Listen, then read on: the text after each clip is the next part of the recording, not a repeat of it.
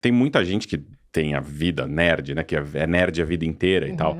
Mas eu escolhi como carreira, né, a nerdice. Então, já tô, desde 2019 sendo um nerd profissional, de certa maneira, né?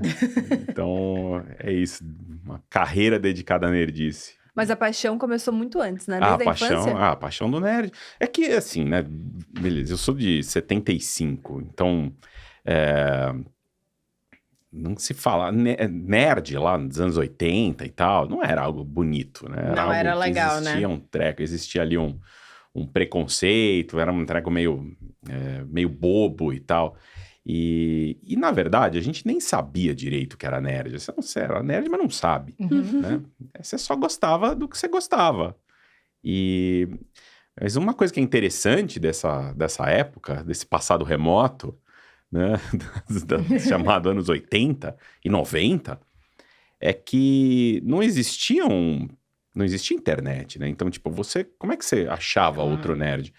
Então, era muito assim, você estava na escola e aí você tinha que ver alguém também lendo o gibi que você gostava. Você não sabia que outras pessoas consumiam aquilo. Não tinha um senso de comunidade. Não tinha. É bem assim. Não existia. E exatamente isso, senso de comunidade.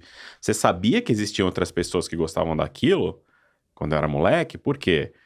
Tinha sessão de cartas, então eu falo, nossa, tem gente mandando carta pra cá. Sessão de cartas? Sessão de cartas. Nossa, você tá muito impressionada. Me perdoa, gente, eu fui muito Gen Z agora. Você tá muito impressionada, você fez uma... E eu nem sou tão nova assim, mas eu fiquei tipo, sessão de... Por um momento desbloqueou a memória, que eu fiquei, meu Deus, sessão de carta, verdade, tinha sessão de carta. Você lia as coisas, fala assim, nossa, olha, essas pessoas têm as mesmas dúvidas que eu e tal. Sim. E aí, é que você fala, existem outras pessoas que curtem isso que eu também curto, né? E aí aparecia, sei lá, o fã-clube, e aí os fã-clubes tinham lá, tinha um jornalzinho que você recebia em casa. Mas até o conceito de fã-clube era diferente, né? Porque não existia um Instagram do fã-clube. Não. Eram pessoas que se reuniam em prol de alguma coisa e se reuniam mesmo. Eu morava numa cidade do interior, então, tipo, eu não me reunia, ninguém se reunia, eu não sabia de nada. Um nerd solitário. Tinha outros amigos ali que você falava, você gosta? E o mais doido, assim, antes de chegar um desenho dos X-Men, por exemplo, na TV, cada um falava os nomes dos personagens de um jeito, né? Tinha um amigo que falava Raul Rainey. Que era o Wolverine. Nossa! E aí você vai... Não, é Wolverine. Não, é Wolverine. Então você fala português. E tinha o cara que falava Raul Rainey. E aí você ficava falando, quem que é o Raul Rainey? O Raul Rainey, aquele das garras. Eu chamo de Wolverine. E aí, sabe? Era muito louco. E aí depois você vai lá, vai assistir a abertura do desenho animado lá dos X-Men, daí faz Wolverine, daí você fala, assim fala. E aí você começa a juntar, então, tipo, a TV, ela foi muito importante, né, essa coisa de reunir o fã de quadrinhos, aí você começou a ficar mais mainstream, que mais gente assistia depois do colégio, essa coisa toda aí. E aí depois foi lá em 90 e pouquinho que eu comecei a frequentar lojas de HQ, que né? aí já tinha mais, né? Que aí você vai pra loja de HQ, você vai pra Devir, aqui em São Paulo, eu ia pra um monte de loja, Muito Prazer, a Comics, e aí sim, aí era a comunidade. Você chegava lá, sábado à tarde, tinha galera lá, Ai, que legal. Jogando RPG, e aí você começa a se encontrar, né, juntar. E teve alguma coisa, o que foi que pegou sua atenção, assim, no mundo nerd? Que você, na infância, assim, isso aqui foi o que eu gostava. Pra mim, por exemplo, foi O Senhor dos Anéis. Foi a primeira coisa que eu falei, uau, isso é muito legal. E pra você, teve uma coisa ou foi... Eu acredito, acho que a primeira coisa que me puxava, assim, falando, não, eu preciso voltar, porque amanhã esse negócio vai ter de novo e eu preciso continuar assistindo, era Spectrum-Man, que era Tokusatsu. Tokusatsu são os heróis de borracha, né? Aqueles monstros gigantes com roupa de borracha, aqueles caras que ficam heróis gigantes. Inclusive, acabei de voltar pro Japão e a coisa que eu fiquei mais encantado é ver guardas na rua, sabe? Ver guarda, cara de segurança, qualquer coisa, assim, porque eles se vestem exatamente igual aos caras que viravam os heróis gigantes, sabe? Que o cara ali punha a mão pro céu ali, né? Falava, chamava as forças. E aí se transformava no Spectrum-Man, ou no Ultraman, ou qualquer outro Man, Ultra Seven. E eles se vestem igual, e eu falava assim, nossa, esse cara é muito patrulha científica, então eu me senti parte daquele cenário, assim. E aquilo foi, acho, uma das primeiras coisas que eu falei, putz, eu preciso assistir isso. E depois... Aí a gente era aquela coisa, era que nem qualquer outro moleque, né? Ou qualquer outra criança que cresceu nos anos 80 e 90, era Bozo, Xuxa, né? Sim. Todo mundo assistia os mesmos desenhos, né? Que isso é um negócio muito interessante dessas 2 décadas, que todo mundo tinha as mesmas referências, porque você tinha, sei lá, 6 canais de TV. Tinha 6 canais. Então, todo mundo assistia a mesma coisa.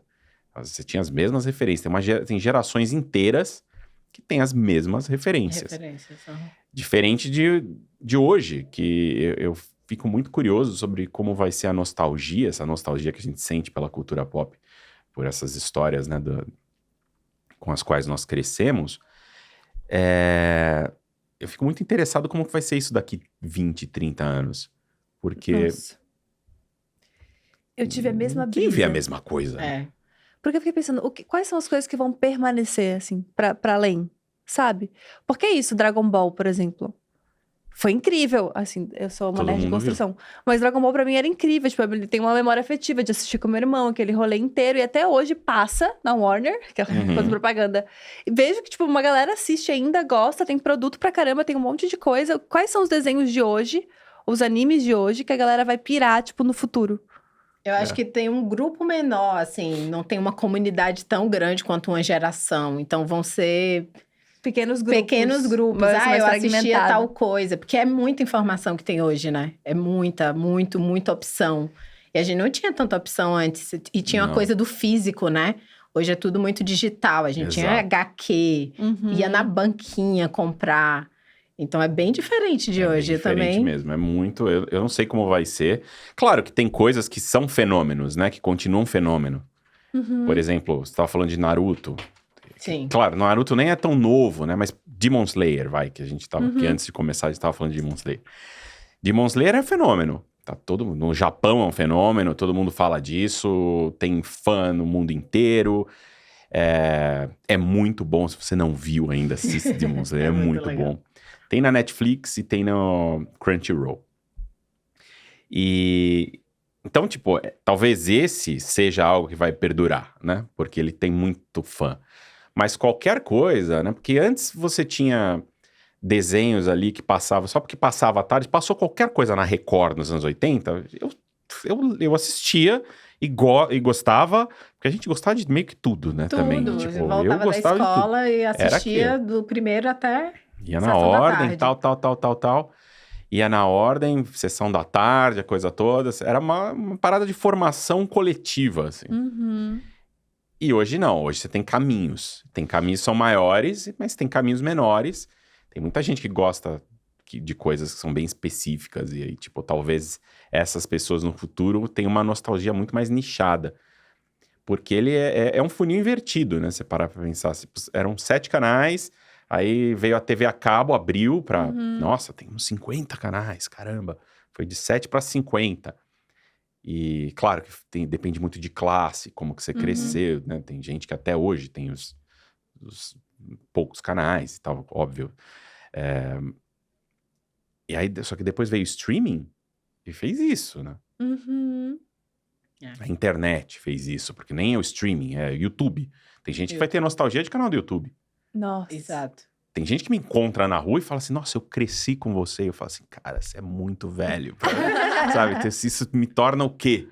Sabe? Tipo, chega um cara barbudo, velho, assim. E eu falei, caramba, meu. Tipo, não, eu cresci com você. Falei, puta, como é possível? Mas é possível, né? Porque eu tô nessa há 23 anos.